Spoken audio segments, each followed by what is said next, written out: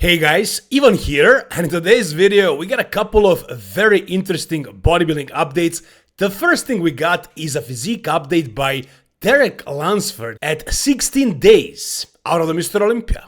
It's not a lot, to be honest, but anything from this guy at this point of the prep is still very interesting because he is the favorite to win the freaking Mr. Olympia. Whether you hate him or, well, hate him, he's still definitely the favorite because he just beat Samson Dauda and he beat Nick Walker. So on paper, he is kind of the favorite to win this show, but you never know. Those four guys can definitely switch places, especially those three guys. Samson, Hadi, and Derek, and Nick still has to prove himself, but we saw what Nick looks like, so he's definitely in that mix.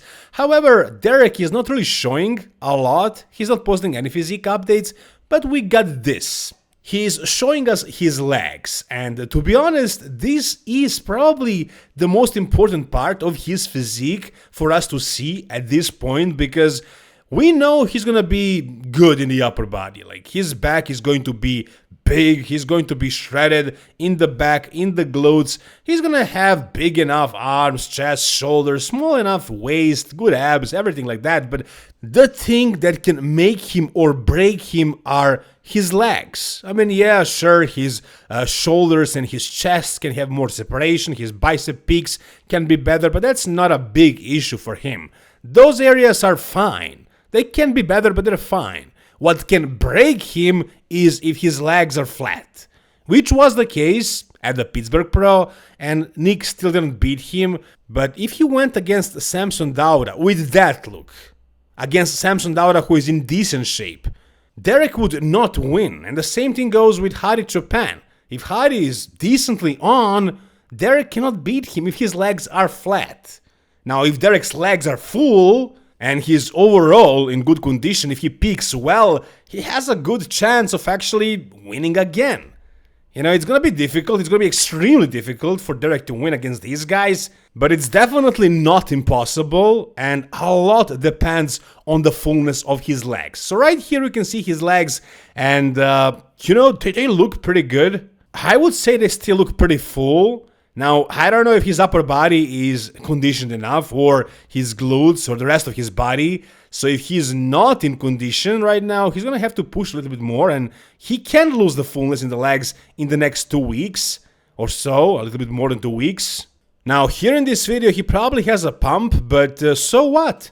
He can get a pump for the stage as well. It's not conventional, but some guys do it. And if that's the case with you, if you need more fullness in the legs and you don't care too much about the separation, if it's worth the trade, then you should do it. You should pump up the legs. And in Derek's case, if he's a little bit flat in the legs, he should definitely go for that pump, for slight pump. You know, a couple of sets of squats, free weight, of course, it can definitely add to the illusion of having more fullness in the legs. Yeah, he's going to sacrifice some details, but he doesn't have great details anyways.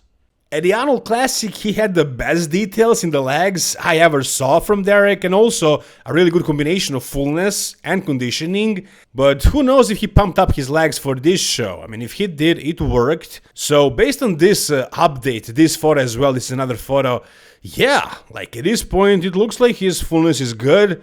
I don't know if he'll lose some of it during the next 16 days, but it looks decent here, and I'm sure that's his main focus. I'm sure that he's trying super hard to maintain the fullness in his legs. So far, it's working, and hopefully it will stay like this until the show, and he's gonna get in shape, and he's not gonna lose the fullness in the legs, because that is the only way he has a chance of winning the Mr. Olympia. If he doesn't nail that, if he doesn't bring good fullness in the legs and good conditioning overall, he is probably not winning. At that point, it's gonna be all about whether Samson or Hadi fail with their peak. But if both Hadi and Samson are on, then Derek must be 110% on to actually challenge them. If he's not, then those guys are better. And also, Nick Walker can beat him as well. Yeah, it didn't happen at Pittsburgh, but it seems like Nick is going to be improved, and we'll see what sort of package will Derek bring. As of right now, in this physique update, his legs do look big, pretty big, and let's see how much will he actually lose or not lose in the next 16 days. Down below in the comment section, guys, you tell me whatever you think. Alright, now at 2 days out of the France Pro, we got a physique update by probably the favorite to win this show, Hassan Mostafa. Now you're looking at his physique update and he's turning around, you look at his glutes and you think, well, is this really good conditioning right here? You know, it's not. It's not, objectively speaking, it's not great conditioning. His glutes are not really shredded. No. But for Hassan Mostafa, this is actually pretty good conditioning because this guy won shows with worse conditioning. And he's 2 days out. Maybe his plan is to dry out at the last day, take a bunch of diuretics or something like that. I don't know. There is some water here. He can definitely get leaner, drier in the next 2 days. How much? We'll see. We'll see if he'll be able to actually change his physique in the next 2 days. But yeah, there's definitely a little bit more work left to be done conditioning-wise. But guys, this guy does not need to be completely shredded because look at this freaking size right here. What the hell is going on? Look at that side leg and that freaking arm and then the chest. Look at the freaking triceps. Jeez.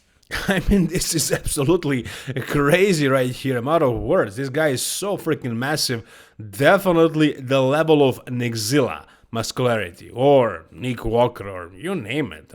I think this guy is probably bigger than Nick Walker. He doesn't have as good of a structure as Nick and he doesn't get nearly as conditioned, but he packs a ton of size, man, especially in the freaking arms, the triceps and the quads, I would say chest as well.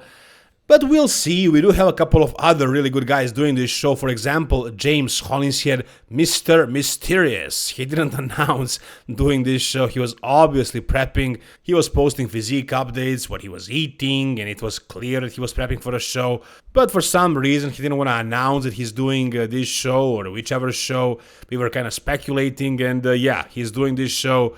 What he's gonna look like, we'll see. Can he beat Hassan Mostafa? Sure, it's definitely possible. He looked good here, so he's coming in pretty good. But, James, he always looks great in his IG photos. Not that great on stage, but he still won a couple of shows. So, yeah, he has a chance of winning this one against Hassan Mostafa. Especially if he's in better condition than Hassan, which is not very hard to accomplish. Quinton Araya is doing this show as well. As you guys knew, if you follow my channel, Paul Ozon outed him before he announced it himself. So yeah, I made a video about that and it's true. Yeah, Quinton is on the list. He's doing this show. What he's gonna look like? Well, let's hope he actually brings something similar to what he brought to the Germany, to the Europa Pro, because that was a really good look. He didn't win against Urs, of course, at his home turf, but I don't know, at this show he might actually take a win. It's definitely a possibility. I don't know what he's going to look like next to James and Hassan, but he's definitely in that top 3. Probably. Somebody else might surprise us, but I would be really surprised if Quinton was out of that top 3, because this guy was like top 2 in like the last 6 shows or so. We'll see if he's going to be able to repeat the conditioning, if his body is going to be able to endure this super long season. He's been going for a long time now, guys, and I don't know if he plans on stopping anytime soon. Does he plan on doing the British Grand Prix and then the Prague Pro and I don't know, maybe some more shows like Romania? Maybe he doesn't plan on stopping at all, ever, until the end of the year. We'll see, but yeah, as you can see right here, he looks good. We'll see how much his physique will change once he actually carbs up in the next 2 days and dries out a little bit more, but yeah, definitely carbs up. I think that's the most important thing here because he looks really flat. Like the legs look small from the side and from the front, and his upper body as well. He has huge and freaking full arms always, but he kind of looks definitely flat. Definitely flat. I don't know what he's doing right now, but he looks super flat. So once he actually carbs up, he's going to look drastically different, but yeah, one of the favorites for sure. And then, of course, we got Stefan Matala in that mix, who doesn't have a coach, who actually lost his coach 5 days out of France Pro, as you guys know. And actually, I watched Nick Strength and Powers video just to hear what he has to say about this. And his opinion was completely unbiased. He didn't talk to Patrick. He only based his opinion based on Patrick's comment. But his assumption was that one of the reasons why Patrick actually dumped this guy, let's put it that way, was because he didn't look as good as Patrick wanted him to be. His opinion was that if Stefan looked great, Patrick would probably still stay with him, at least on paper, because it would definitely help him to have this guy under his belt. I mean, if you guys follow my channel, you know the story that Patrick told me. The reason why they stopped working was because Stefan was not very consistent and very precise with his updates and so on. So Patrick didn't want to continue working like that. I mean, what Patrick told me made a lot of sense, but there could be some truth in what Nick said, what his opinion was. You know, maybe there is some of that. Like if Stefan looked incredible, super crazy, and didn't need like a lot of manipulation in that final week, maybe Patrick would just let him compete whatever he looks and still get the credit for being his coach. And this way, if Stefan fails with conditioning, we can say, well, the reason why he failed is because Patrick wasn't there to guide him that last week. So both things can be true at the same time. And you guys tell me down below, what do you think? What Stefan will bring, and can he actually crack the top 3? Can he beat those 3 guys? James, Hassan, and Quinton. But there are also Louis Breed and Tim Budesheim. And maybe somebody else here is also super massive, like a proper open bodybuilder. So how will Hassan do against these guys who are proven open bodybuilders? Big guys. Stefan is a former classic guy, without guidance of his coach now in the peak week. So I'm still very excited to see where Stefan will land here. But yeah, not having his coach in that last week, it's not great, but we'll see. We'll see what he can do. What do you guys think? Tell me down below.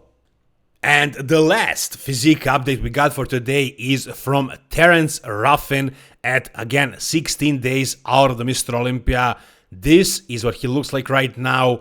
The question is, can he win the Classic Physique Mr. Olympia? Can he be the next Classic Physique Mr. Olympia champion? Well, he could because of this. Just joking, guys. Just joking. I'm feeling a little bit goofy tonight. It's very late. It's past midnight right now. And as you can see, I'm kind of lazy to turn on my camera too much tonight. But yeah, I felt like making this video and having fun with you guys right here. So yeah, Terence Ruffin is looking pretty good. As far as conditioning, you know, you can't really see the full picture here, but it looks like he's gonna be in solid condition. Can he actually win the Mr. Olympia? No, I don't think so. I don't see that. I don't think he's big enough.